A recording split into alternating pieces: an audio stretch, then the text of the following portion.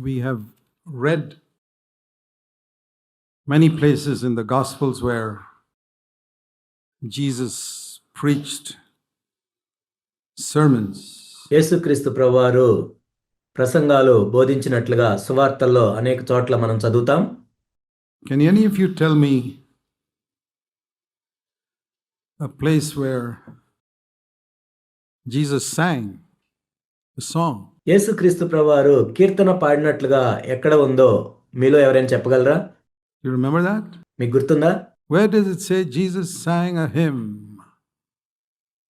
Jesus preached a sermon many places. Jesus sang a hymn.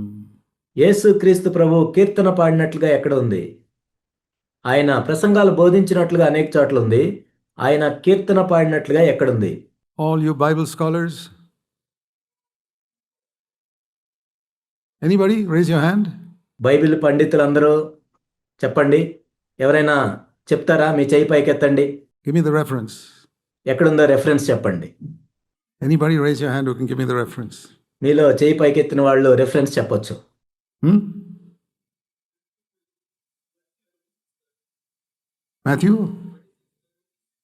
Matthew 26 verse 30, right.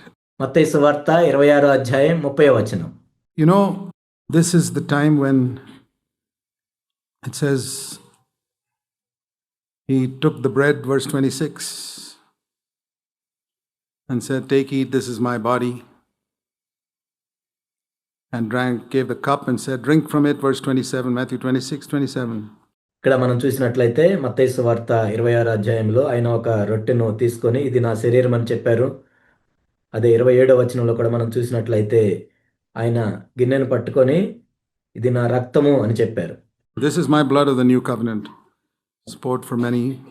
And I say to you, I will not drink of this again until I drink it anew in the Father's kingdom. ఇది నా రక్తము అనగా పాప క్షమాపణ నిమిత్తం అనేకుల కొరకు చిందించబడుచున్న నిబంధన రక్తము. నా తండ్రి రాజ్యంలో మీతో కూడా నేను ఈ ద్రాక్ష రసము క్రొత్తదిగా త్రాగుదినం వరకు ఇకను దాన్ని త్రాగనని మీతో చెప్పుచున్నాను. And after singing a hymn, they went out to the Mount of Olives. అంతటా వారు కీర్తన పాడి ఒలీవల కొండకు వెళ్ళిరి. It's almost like saying, okay, this is the bread, this is the cup. Now, before it is actually fulfilled on the cross where I'm going to be crucified, let's sing a song and praise the Lord. ఇది ఎలా ఉందంటే, ఇదిగో రొట్టె ద్రాక్షరసము, నేను నిజముగా ఆ శిలువ వేయబడక మునుపు మనం ఏం చేద్దామంటే ఒక పాట పాడదాము, దేవుణ్ణి స్తుతిద్దాం. So I see that even here it was a time of celebration. ఇక్కడ మనం చూసినట్లయితే ఈ సమయం అందు కూడా ఇక్కడ ఒక ఉత్సవం జరుపుకున్నట్లుగా ఉంది. Even though the disciples couldn't understand, how can the crucifixion of Christ be a celebration? ఇక్కడ శిష్యులకు అర్థం కాకపోయినా సరే యేసు ప్రభు సిలువ వేయబడటం అనేది అది ఒక ఉత్సవం లాగా ఎలా జరుపుకుంటాం? But Jesus looked beyond. He said that that's the only way all those people could get into God's kingdom. That's why it was a celebration. కానీ యేసుక్రీస్తు ప్రభువారు చూడగలిగింది ఏంటంటే కేవలం ఈ మార్గం ద్వారా మాత్రమే అనేక మంది దేవుని యొక్క రాజ్యంలోకి ప్రవేశిస్తారని. There was no other way the people sitting around that table could get into God's kingdom. Though they didn't understand it, they thought there may be some other way, but today we know that if it was not for the cross, if it was not for the broken body and the shed blood, వాళ్ళకి అప్పటికి అర్థం కాకపోయినప్పటికీ ఇంకొక మార్గం ఉందేమో అని వాళ్ళు అనుకున్నప్పటికీ మనకిప్పుడు తెలుసు కేవలం శిలువ మార్గం ద్వారా మాత్రమే జరుగుతుంది. ఆయన శరీరము విరగొట్టబడకుండా ఆయన రక్తము చిందించకుండా దేవుని రాజ్యంలోనికి ఎవరు ప్రవేశించలేరు. There's nothing to celebrate. ఇది కాకుండా ఉత్సవం జరుపుకోవటానికి ఇంకేది లేదు. Even in the Old Testament, you know, a lot of people, they don't see Christianity as a joyful religion. పాత నిబంధనలో కూడా మనం చూసినట్లయితే చాలా మంది ఇప్పటికీ కూడా క్రైస్తవయం అనేది సంతోషకరమైన మతము మార్గము అని చాలా మంది అనుకోరు. See, even in time of singing, పాటలు పాడేటప్పుడు కూడా when I see a person standing up here with a serious face, say, "My Jesus, I love thee. I know thou art mine." It doesn't look like it when I look at your face. ఇక్కడ మీరు నిలబడి పాటలు పాడుతున్నప్పుడు సీరియస్గా ముఖం పెట్టి, నా యేసు ప్రభువా నేను నిన్ను ప్రేమిస్తున్నాను, నీవు నా వాడవు అని మీరు చెప్పినా కూడా మీ ముఖాన్ని నేను చూసినప్పుడు నాకేం అలా అనిపించదు. Christianity is a joyful religion. క్రైస్తవ్యం అనేది ఎంతో ఆనందకరమైన మతం, మార్గం. I know we can artificially smile like all these entertainers. I'm not talking about that. It's hollow, empty. It's a mask. నాకు తెలుసు మనం ఏదో కృత్రిమంగా నవ్వచ్చు ఈ హాస్యాన్ని పంచేవాళ్ళలాగా, కానీ నిజానికి అది చూసినట్లయితే అందులో ఎంతో డొల్లతనం ఉంటుంది, ఎంతో వేషధారణ ఉంటుంది. వాళ్ళు ఒక మాస్క్ను ధరించుకొని ఉంటారు. But whether you smile or not, I believe there must be a joy in our heart నువ్వు నవ్వినా నవ్వకపోయినా మన హృదయంలో ఆనందం అనేది ఉండాలి. when we sing about the Lord or when we sing to the Lord. మనం ప్రభువు గురించి పాడినప్పుడు, మనం ప్రభువు కొరకు పాడినప్పుడు. How do you think Jesus sang the hymn here? యేసుక్రీస్తు ప్రభువారి కీర్తన ఎలా పాడి ఉంటారని మీరు అనుకుంటున్నారు? ఇక్కడ Don't think it was a very serious face. I'm going to die now. ఆయన ఏదో చాలా సీరియస్గా ముఖం పెట్టుకొని నేను ఇప్పుడు చనిపోబోతున్నాను అని ఆ విధంగా పాడి ఉండడు. I think he was cheerful ఆయన ఎంతో సంతోషంగా పాడారు దీన్ని. because it says that he always lived in the Father's presence. ఆయన ఎల్లప్పుడూ కూడా తండ్రి యొక్క సన్నిధిలో జీవిస్తూ వచ్చారు. It is said about Jesus in Acts chapter 2.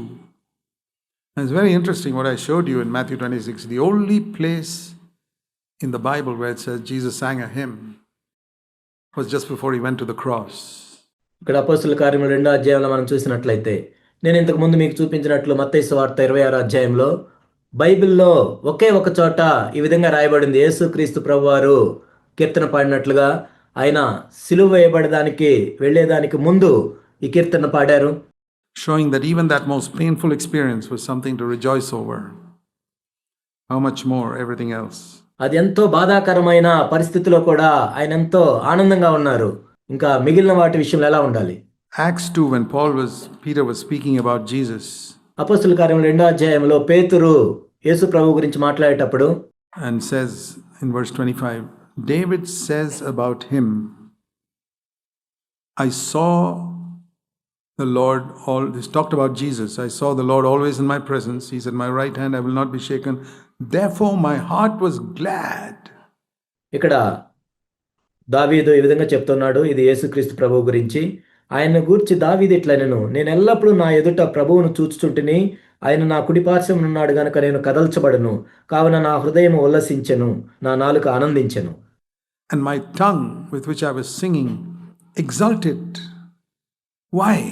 నేను ఏ నాలుకతో అయితే పాడుతున్నానో ఆ నాలుక ఆనందిస్తూ ఉంది. ఎందుకు? Because even though I'm going to the cross, verse 26, my flesh will live in hope.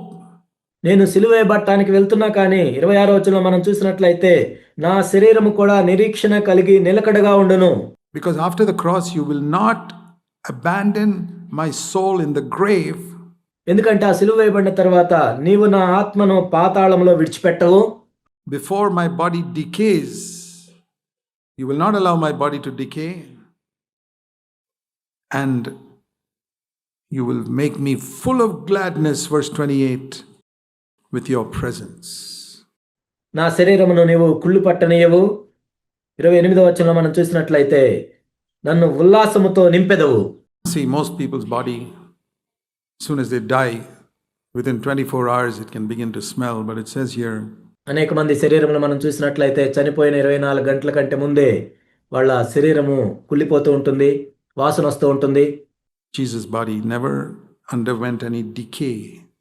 That's the first miracle before the resurrection. ఇక్కడ మనం చూసినట్లయితే యేసుక్రీస్తు ప్రభు యొక్క శరీరము కుళ్ళు పట్టలేదు. ఆయన పునరుద్ధరణ కాక మునుపు కంటే మొట్టమొదటి అద్భుతం ఇది. That even though he was as dead as any other human being in the grave, there was no decay in his body. There was no smell. అందరి మానవుల వలె ఆయన కూడా చనిపోయి ఆ సమాధిలో ఉంచబడినా కానీ ఆయన శరీరం నుండి ఎటువంటి దుర్వాసన రాలేదు, ఎటువంటి కుళ్ళు పట్టలేదు. There was no need for the perfume that people, Mary and Magdalene and all brought perfume, because they put perfume on dead bodies because it smells. ఆ శరీరానికి అత్తరు పోయాల్సిన అవసరం కూడా రాలేదు. ఎందుకంటే మగ్దలేన మరియా వాళ్ళు కూడా అత్తరు పోయటానికి వచ్చారు. ఎందుకు అత్తరు పోస్తారు అంటే ఆ దుర్వాసన రాకుండా ఉండటానికి. But Jesus' body didn't need it. కానీ యేసుక్రీస్తు ప్రభు యొక్క శరీరానికి అది అవసరం లేదు. And he says, I was always in the Father's presence. It's a wonderful thing that because Jesus was in the Father's presence in a way that none of us understand. నేను ఎల్లప్పుడూ కూడా నా తండ్రి సన్నిధిలో ఉంటాను అని ప్రభు చెప్పారు. మనెవ్వరికి అర్థం కాకున్నట్లు యేసుక్రీస్తు ప్రభువారు ఎల్లప్పుడూ తండ్రి సన్నిధిలో ఉంటూ ఉండేవాళ్ళు. Very deeply, all through his life, he lived in the Father's presence, that when he died, his body did not decay, it did not smell. తన జీవితం అంతా కూడా ఎంతో లోతుగా తండ్రి యొక్క సన్నిధిలో ఉంటూ ఉన్నారు. అందుకే ఆయన చనిపోయినప్పుడు కూడా ఆయన శరీరం కుళ్ళు పట్టలేదు, దుర్వాసన రాలేదు. What a fantastic testimony. And ఎంత అద్భుతమైన సాక్ష్యం కదా ఇది. you'll make me full of gladness with your presence. So even at that last supper, నీ దర్శనమును అనుగ్రహించి నన్ను ఉల్లాసముతో నింపెదవు. ప్రభు యొక్క చివరి రాత్రి భోజనాన్ని మనం చూసినా కానీ when he broke the bread and passed the cup, he was sensing the Father's presence there and he was full of joy. ఆయన రొట్టె విరిచి ద్రాక్షరసము పంచుతూ ఉన్నప్పుడు తండ్రి యొక్క సన్నిధిలో ఆయన ఎంతో ఉల్లాసంగా సంతోషంగా ఉన్నారు. And I want to say, my dear brothers and sisters, that joy is one of the things that help us to overcome temptation. నా ప్రియ సహోదరి సహోదరులారా, మనము శోధనను జయించడానికి ఆనందము అనేది మనకు ఎంతో సహాయం చేస్తుంది. It's very difficult to sin when you're rejoicing in the Lord. Very difficult. నీవు ప్రభువునందు ఆనందిస్తూ ఉన్నట్లయితే పాపం చేయటం అనేది ఎంతో కష్టం అది. You have to give up that joy of the Lord. వేళ నీవు పాపం చేయాలి అంటే దేవుని యొక్క ఆనందాన్ని విడిచిపెట్టాలి. Because it says in Nehemiah 8:10, the joy of the Lord is your strength. Do you know that verse? ఎందుకంటే నెహెమ్యాలో ఈ విధంగా రాయబడి ఉంది, యెహోవా యందు ఆనందించటం వలన మీరు బలమొందుదురు. ఈ వచనం మీకు తెలుసా? Now, if you don't know it, let me point it out to you. Nehemiah in chapter 8, the last part of verse 10. Nehemiah 8:10 అధ్యాయం చివరి భాగంలో ఉంటుంది. Don't be grieved, because the joy of the Lord is your strength. It's a great verse, Nehemiah 8 verse 10. మీరు దుఃఖపడకుడి, యెహోవా యందు ఆనందించటం వలన మీరు బలమొందుదురు. ఇదెంత గొప్ప వచనం. Nehemiah 8:10. And in your time of temptation, the joy of the Lord is your strength. And Jesus knew that. And that's why before he went to the cross, imagine, it's the only time in the Gospels where it says Jesus sang a song. యేసుక్రీస్తు ప్రభువారికి ఇది తెలుసు. అందుకే ఆయన సిలువ వేయబడటానికి వెళ్లే ముందు ఆయన కీర్తన పాడినట్లుగా బైబిల్లో ఒకే ఒక చోట రాయబడి ఉంది. After the Last Supper. చివరి రాత్రి భోజనం తర్వాత. The only time. That's significant. ఈ ఒక్క చోటనే మనం చూస్తాం. ఇదెంతో ప్రాముఖ్యమైనది. And we read today in Hebrews in chapter 2 that verse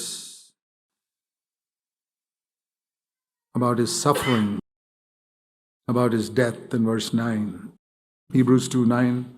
హెబ్రీయులకు రాసిన పత్రిక 2వ అధ్యాయం 9వ వచనంలో మనం చూస్తాము ఆయన శ్రమల గురించి, మరణం గురించి. We see Jesus, middle of that verse, because of the suffering of death, crowned with glory and honor, so that he might taste death for everyone. ఇక్కడ మనం చూసినట్లయితే దేవుని కృప వలన ఆయన ప్రతి మనుషుని కొరకు మరణము అనుభవించినట్లు యేసు మరణం పొందినందున మహిమా ప్రభావములతో కిరీటము ధరించిన వానిగా ఆయన చూచున్నాము. Hebrews 2 verse 9. హెబ్రీయులకు రాసిన పత్రిక 2వ అధ్యాయం 9వ వచనం. And it was fitting for him, because he wanted to bring all of us to glory, verse 10, for God to perfect the author of their salvation, that is Jesus, through suffering. God perfected Jesus through suffering.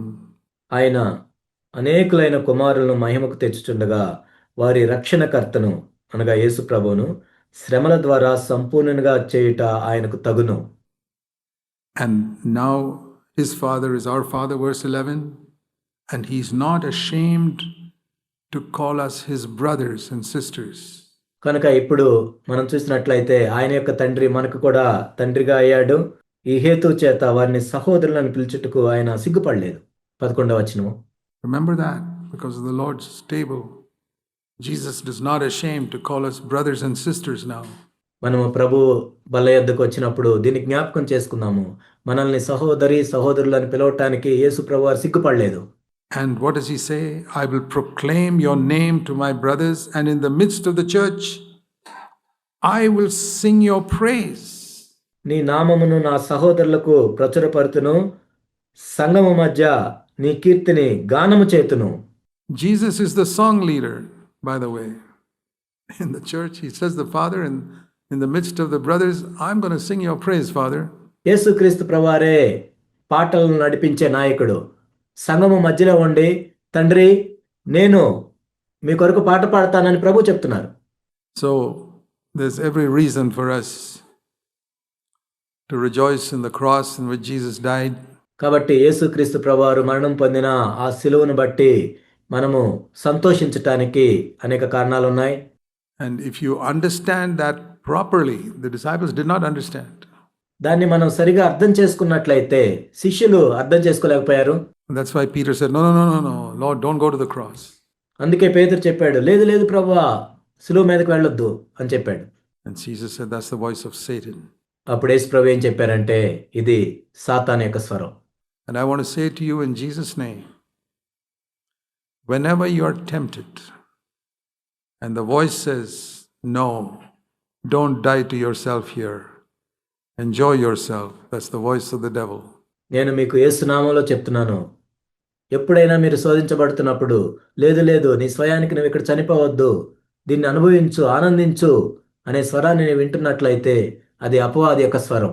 When you're tempted to do something wrong, when you're tempted to watch something filthy, నువ్వేదైనా తప్పు చేయటానికి శోధించబడినప్పుడు, నువ్వేదైనా చెడ్డ చిత్రాన్ని చూడటానికి శోధించబడుతున్నప్పుడు, when you're tempted to cheat, when you're tempted to get angry, నీవు మోసం చేయటానికి శోధించబడుతున్నప్పుడు, నీవు కోపపడటానికి శోధించబడుతున్నప్పుడు, and the voice inside says, die.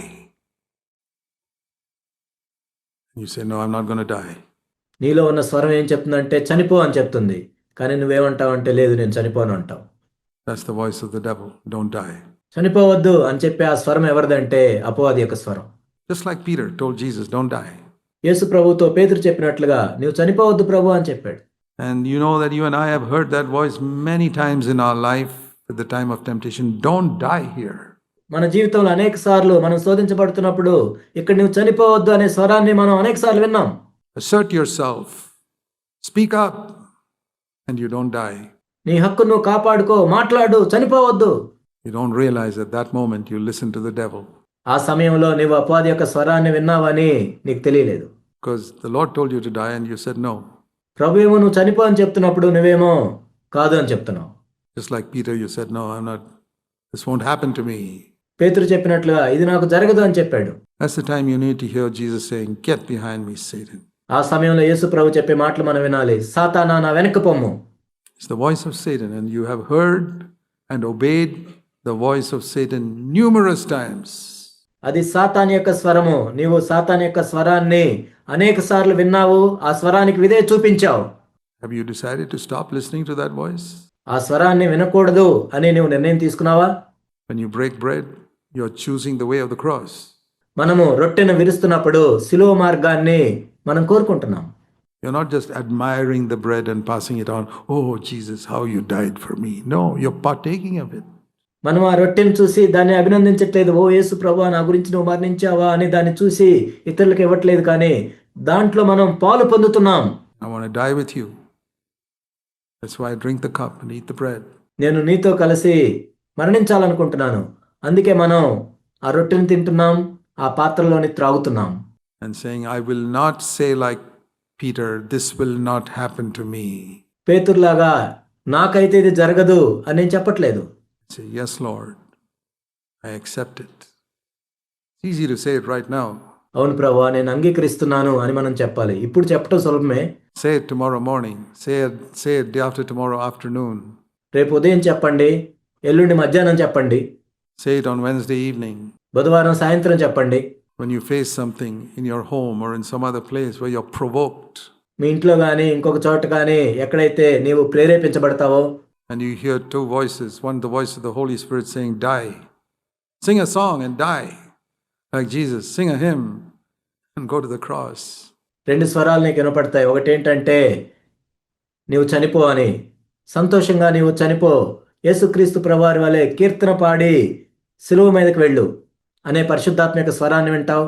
Do that. Sing a hymn కీర్తన పాడు, and go to the cross. సిలువ మీదకి వెళ్ళు. I tell you, you keep doing that before the end of this year, you'll be a saint.